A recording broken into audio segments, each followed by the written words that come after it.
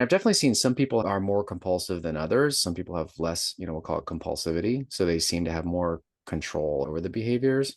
So I guess we can call that higher, lesser functioning, maybe. I don't know if I'd put it in those terms necessarily, but I have seen that a couple things.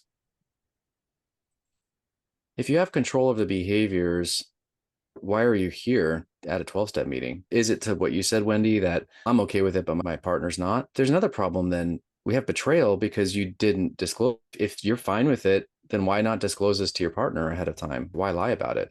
To me, that's the big problem. Even if, maybe that's the other thing. Is it addictive or compulsive? Maybe not, but why lie about it? You knew you're going to get in trouble about it, or you didn't want to face the person's response.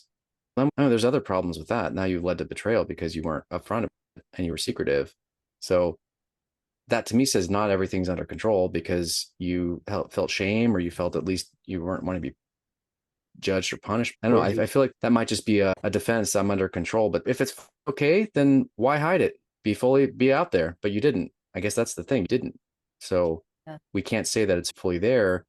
There's another thing too. I think there's a piece of it that maybe I'm reading into, kind of implied by the question is it's not an uncommon thing I see with people I work with. They'll go to a 12-step meeting and find all the reasons why, well, I'm not like that guy. I'm not like this person. You find all the reasons to say, I'm not that, which is another defense. I think it's another protection. I'm not as bad as this person, or I'm not as compulsive as this person, as opposed to then how do I relate to these people? What is common here? So it feels like there's a few things that are saying I'm protecting from something that I'm not actually open and humble enough, or I don't know, engaged enough to say that this has created damage at the very least for relationship and for my partner. If I don't, and maybe I'm protecting myself from the damage it's actually caused me. So I don't know, maybe I'm reading too much into it, but there feels like that's not a common protection I see people coming in with, that someone else is worse off than them or more defective or more whatever, and they fill in the blank of why they're better than.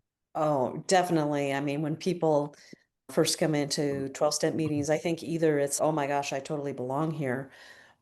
And or another response is, oh, I'm not like any of these people. I mean, look at that guy. He's doing those behaviors. I never did those behaviors. I'm not like him. I wouldn't do that.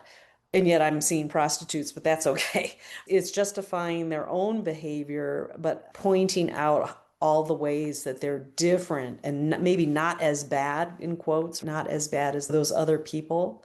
And it takes tremendous courage to step into a 12-step meeting, whether you are doing it because you really think that there's a problem and you want to get help, or you're doing it because your partner feels that you have a problem and you're being asked to check this out, or your therapist is saying, hey, this is part of our protocol. It's incredibly courageous, I would say, to even step foot in there.